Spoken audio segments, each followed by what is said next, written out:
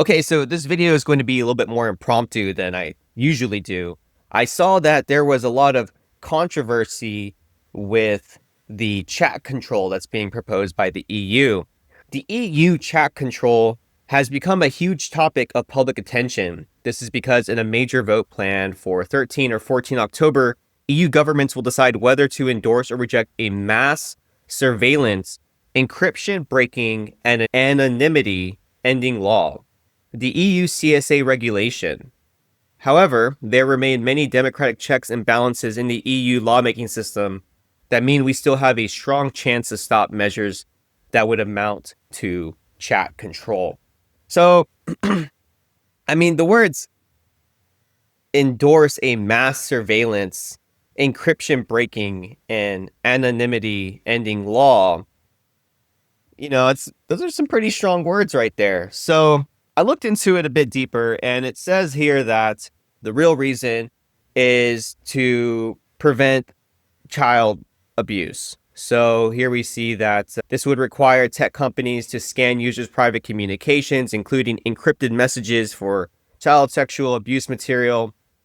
Critics argue it would erode fundamental rights to privacy and consent, potentially hindering efforts to fight sexual abuse and opening the door to mass surveillance. This is a pretty serious issue. This is something that kind of rubs me the wrong way because I understand that they're proposing that this is a means of protecting children, but in my opinion, it's not going to stop them. The bad guys can just make their own channels. And then even if they know about those channels, they can just encrypt the data through that channel. There's also methods with things like steganography, which can just be used to basically go undetected that there is even content hidden inside some data, like a picture. So, I don't think this is going to work if they do implement it, regardless of how honest they are about their intentions, right? The bad guys will always just find another channel. They'll always just find ways of hiding the data. So in the end, while there may be like a few bad guys who aren't smart enough to use those technologies to hide their traffic, while those few that are too dumb to do that will get caught, I do think it also opens the potential for innocent people to have their messages read and potentially their privacy invaded. So going back to the site on edri.org, they appear to be trying to get people to stop this from happening. It says, there's still lots we can do together to protect the EU from chat control, so keep reading to see how your voice can help. And here we see a lot of people with these signs saying encryption is my superpower, encrypt to power, encryption is pro-choice. And I was like, that's pretty cool, right? Like, you got regular people now giving a shit about encryption, right? So it's pretty neat to me, right? As someone who found my passion in cybersecurity through encryption. Not to say I'm like the math whiz, but just the idea of using different keys and unlocking data and locking data has always been pretty fascinating to me. So the law in question is the draft EU child sexual abuse regulation, since it was first put forward in 2022 by scandal-plagued former EU Commissioner Johansson. I'm not even going to try. I don't know how to say that. EDRI and our Stop Scanning Me campaign have called out the fact that despite the stated aims to fight child abuse material online, the proposed measures are neither feasible nor legitimate. You see, the nor legitimate is really where you start getting called a conspiracy theorist, right? Because it's like, well, how would you think that the government would want to read your message for anything outside of crime, right? That's when you start sounding kind of crazy. Not to say you are, if you are the type of person who feels that way, right? Because is it really paranoia if you're right? So what would the chat control bill do? Number one, under the proposal, the private communications of innocent people would be scanned with unreliable AI filters. It appears that they even have a source for me to read about this here in this PDF. Okay, that's pretty long, man. I'm not going to go through that. So here, let me do this. Let me do a Control F and let me look for AI. Okay. That's a lot of AI. How about AI space? Okay. It says, this may be an unavoidable consequence on the reliance of automated tools in the proposal, since automated tools such as AI for detecting known abuse material are generally unable to take the proper context into account. Private distribution among child peers above the age of consent, knowing which legal ages of consent apply, etc. So how are they going to be doing this? So here are number 2. The proposal requires this be done by end-to-end encrypted message services like WhatsApp and Signal. Technologists around the world have been crystal clear that this cannot be done without compromising the integrity of these services.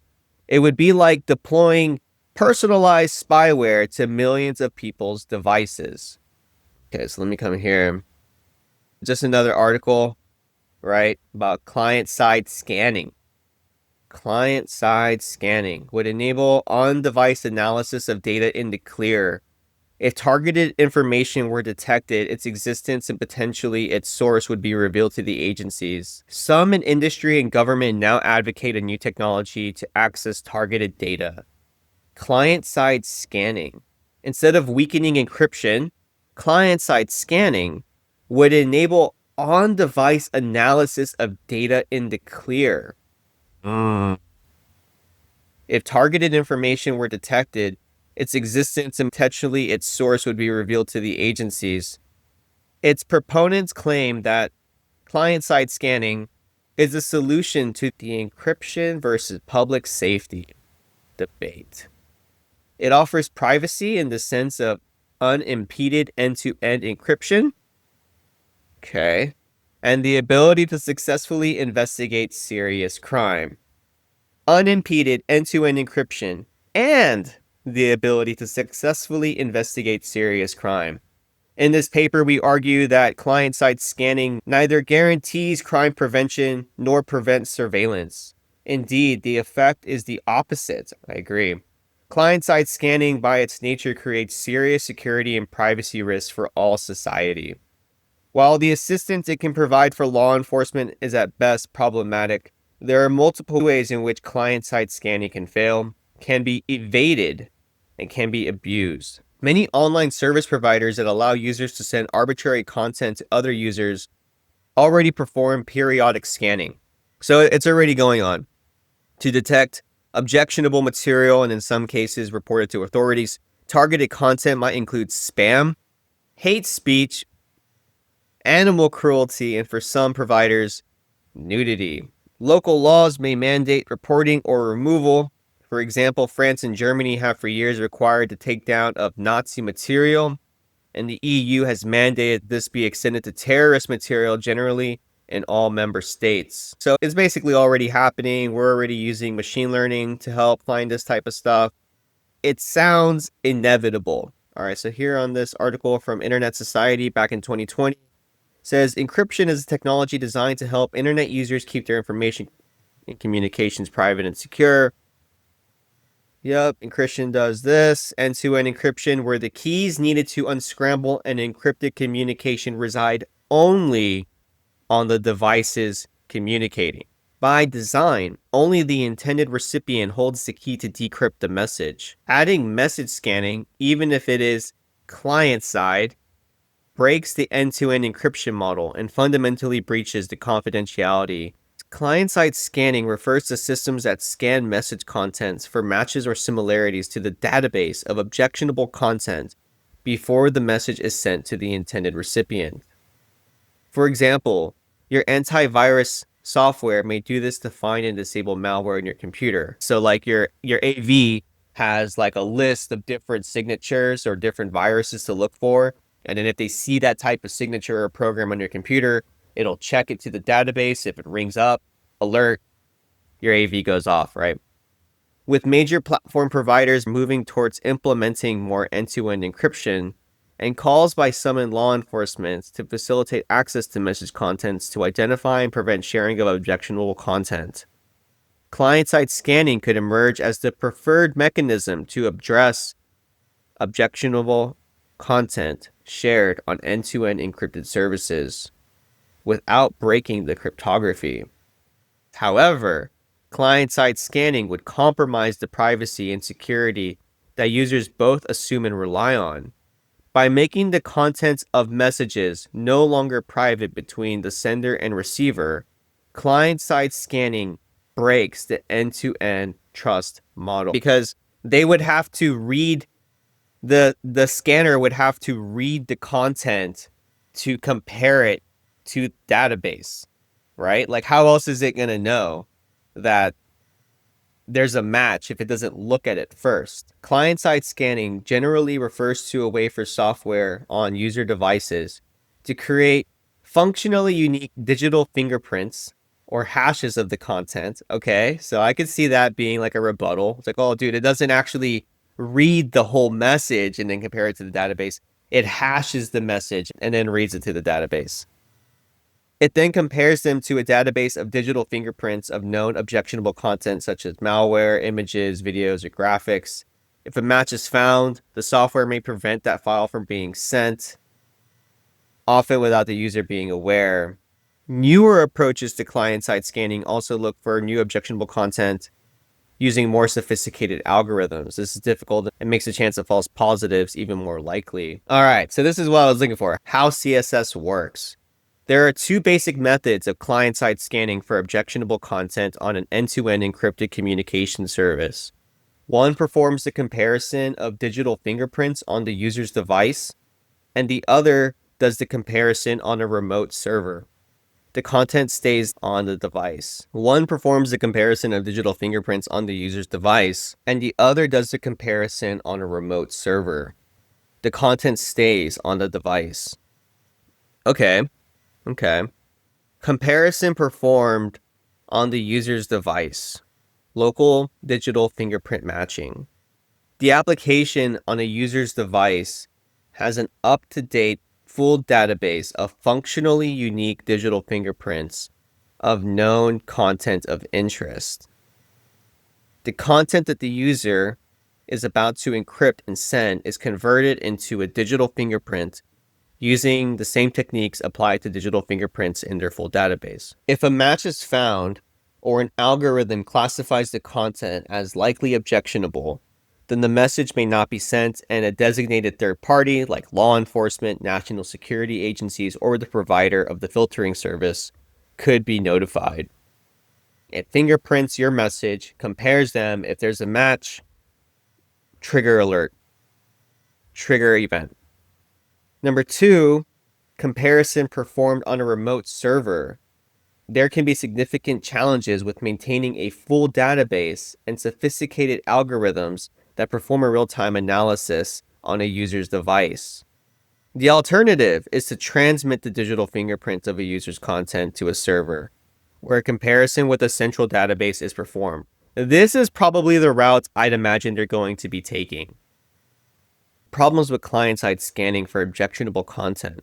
When the comparison of digital fingerprints is done on a remote server, it could allow the service provider or anyone else with whom they choose to share the information to monitor and filter content a user wants to send. When the comparison takes place on the user's device, if third parties are notified of any objectionable content found, the same considerations apply, right? Because they could just update your device to have that new database entry. This fundamentally defeats the purpose of end-to-end encryption. Private and secure end-to-end encrypted communications between two parties or among a group are meant to stay private. People suspect their content is being scanned. They may self-censor, switch to another service without client-side scanning, or use another means to communicate. Okay, so now that I understand what client-side scanning is and how it works, let's go back over to our EDRA article about what the chat control bill will do. Number 3, the proposal makes it likely that all digital communication services would require users to go through age verification. However, we've shown that all age verification tools pose a threat to free expression, autonomy, and privacy. As a result, such measures would risk systematic exclusion of people without digital identity documents. It could also mean the end of online anonymity. This would put a lot of people at risk: whistleblowers, activists, people seeking reproductive health care, and more. In short, the negative impact of chat control on democracy would be unprecedented, and by legitimizing these dangerous practices, the EU would be giving a signal to the rest of the world that there can be no privacy of digital communications. Let me look for client side. Oh, look, here it is, client side scanning. Complying with the detection order is technically not possible without undermining the security and fundamental premise of end-to-end encryption, meaning that the proposal would clearly undermine encryption. All currently known methods to do this would require either weakening the encryption directly, which I don't think they're going to do that, right? Because they're going to say, oh, don't worry, we still have strong encryption in place. I think they're going to do that remote method of client-side scanning, which has been roundly criticized by the cybersecurity and human rights community for making people's devices vulnerable to malicious actors as well as to manipulation. Right? Vulnerable to malicious actors, right? So first thing that comes to my head is that, oh, are you tired of your government spying on you? Install this app instead, and you can have secure, private, no client-side scanning communications. And then you install it, and now you're going through this compromised app. So someone else is watching, right? That's just like the first thing that comes to my mind. Let me know in the comments below what you think that could mean for malicious actors to take advantage of this. Every device subject to client-side scanning will be made technically much more vulnerable to attacks and hacking by a wide range of malicious actors.